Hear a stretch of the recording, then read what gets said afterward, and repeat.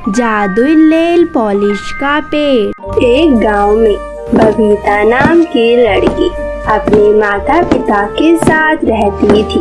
बबीता दिखने में बहुत काली और बदसूरत थी, इसलिए कोई भी व्यक्ति बबीता के पास नहीं आता था।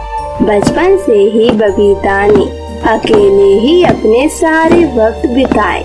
बबीता को अब धीरे धीरे करके अकेला ही रहना बहुत अच्छा लगने लगा था। बबीता का कोई भी दोस्त नहीं था, इसलिए बबीता अकेले ही हर समय बिताती। ऐसे ही दिन बीत रहे थे। अब बबीता बड़ी हो चुकी थी। बबीता ने अकेले ही बहुत सारे गुण सीख लिए थे। बबीता को हर काम बहुत ही अच्छे से आता था, लेकिन बबीता के माता पिता बहुत ही परेशान रहने लगे थे, जिसकी वजह बबीता की शादी थी। बबीता बहुत ही गुणी थी, लेकिन फिर भी उससे कोई भी शादी नहीं करना चाहता था, क्योंकि वह काली और बदसूरत थी।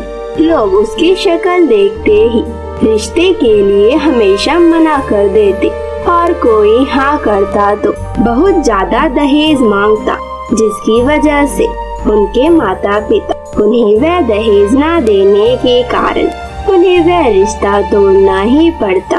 बबीता अपने माता पिता को ऐसे परेशान और दुखी देखकर वह भी दुखी और परेशान रहने लगी थी, और उसे अपने काले रंग पर बहुत ही दुख होने लगा था। बबीता धीरे धीरे टूटने लगी थी।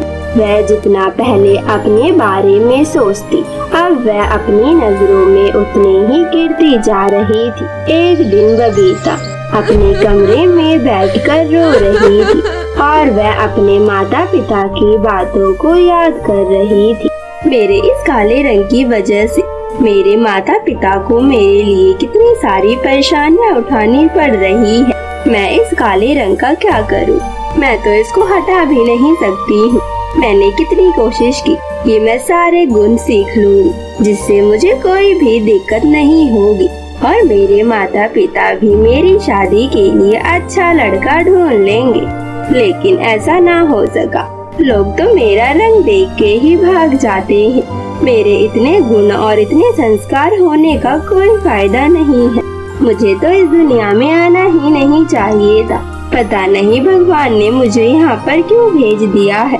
इतनी दुख भरी जिंदगी मैं बचपन से ही जी रही हूँ। पता नहीं ये काले रंग का दुख खत्म क्यों नहीं होता है। तभी बबीता को कुछ औरतों की बातों की आवाज आती है।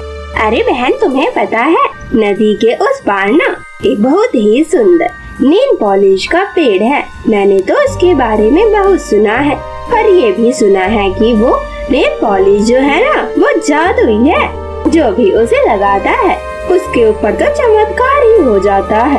उसके अंदर जो भी कमी होगी खूबसूरती में, एक से बढ़कर एक सुंदरता ही भर जाएगी। अब तुम ही बताओ। अब तो मेरा मन कर रहा है मैं ही जाके वह नेल पॉलिश ले आऊं, और मैं पहले जैसी जवान हो जाऊं। मुझे तो अपने जवानी के दिन बहुत याद आते हैं। ये बातें सुनकर दूसरी औरत हंसने लग जाती है और कहती है, अरे बहन, तुम तो बहुत बड़ी बड़ी बातें करती हो। अब तो तुम्हारा बुढ़ापा आने वाला है। अब अपने बच्चों को देखो, अपनी जवानी छोड़ो।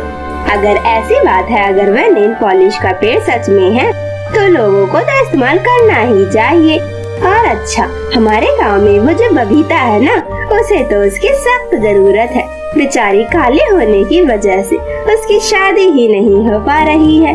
उसके माता पिता तो कितने परेशान हो रही हैं। पता नहीं, ऐसी लड़की तो घर में पैदा ही नहीं होनी चाहिए। बचपन से ही और अभी भी परेशान करके रख रखा है। अभी भी इस घर को छोड़कर जाना नहीं चाहती है। पता नहीं कैसी लड़की है। अपने माँ बाप का भी दुख उसे देखा नहीं जा रहा है। बबीता ये सब बातें सुन रही थी।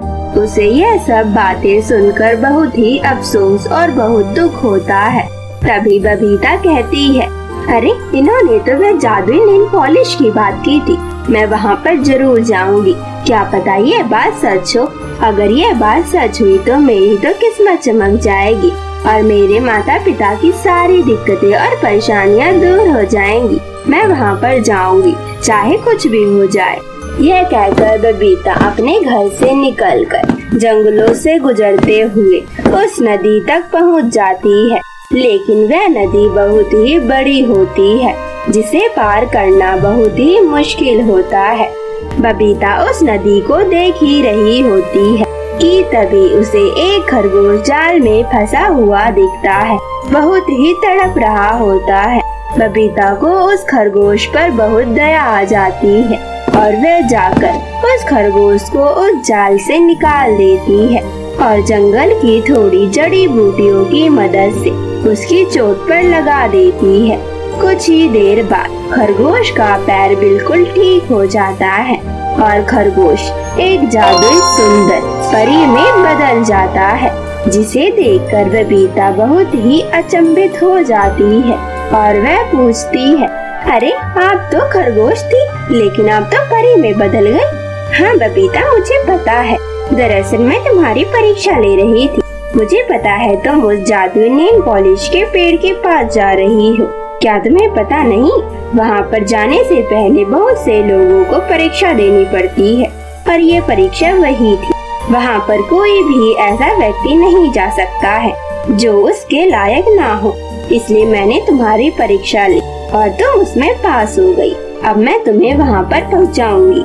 उसके बाद वह परी अपनी छड़ी घुमाती है और नदी पर एक पुल बन जाता है, जिसकी वजह से बबीता उस पुल की मदद से नदी के उस पार पहुंच जाती है और वहां पर उसे उस जादुई नेल पॉलिश का पेड़ दिखाई देता है, जिसे देखकर वह बहुत खुश हो जाती है और खुशी खुशी नाचने लग जाती है।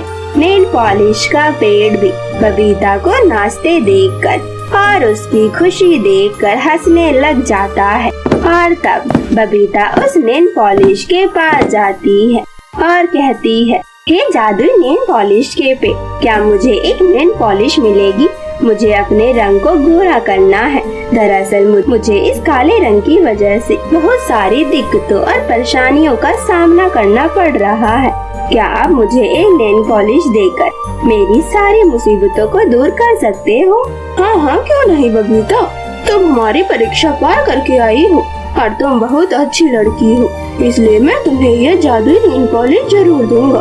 आखिर हम तुम जैसे लोगों की मदद नहीं करेंगे तो सच्चे लोगों का तो भगवान और इस परी लोक से भरोसा ही उठ जाएगा। उसके बाद वह जादुई नेल पॉलिश का पेड़ बबीता को एक नेल पॉलिश देता है। बबीता खुशी खुशी उस नेल पॉलिश को लेकर अपने घर आ जाती है और उस नेल पॉलिश को लगाती है और जैसे ही वह नेल पॉलिश लगाती है, वह एक सुंदर और गोरी लड़की में बदल जाती है। तभी वह जल्दी से आईने के सामने जाती है, जिसे देखकर बबीता खुद अपने आप को नहीं पहचान पाती है और अपनी तारीफ करने लगती है कि तभी उसकी माँ भी वहाँ पर आ जाती है और कहती है, अरे बेटी, तेरा रंग तो बिल्कुल गोरा हो गया है। तू तो बहुत सुंदर लग रही है। आखिर ये कैसे हुआ बेटी? बबीता अपनी माँ को सारी बात बता देती है, जिसे सुनकर बबीता की माँ बहुत खुश हो जाती है और वह कहती है, बेटी, अब तो तुझसे शादी करने के लिए बड़े बड़े बिजनेसमैन आएंगे। देख लेना, हम तेरी शादी बहुत ही अच्छे घर में करेंगे। यह सुनकर बबीता भी बहुत खुश हो जाती है और आखिर में बबीता की शादी एक बहुत ही बड़े अमीर घर में हो जाती है। बबीता अब बहुत ही खुशी खुशी अपना जीवन जीने लगती है।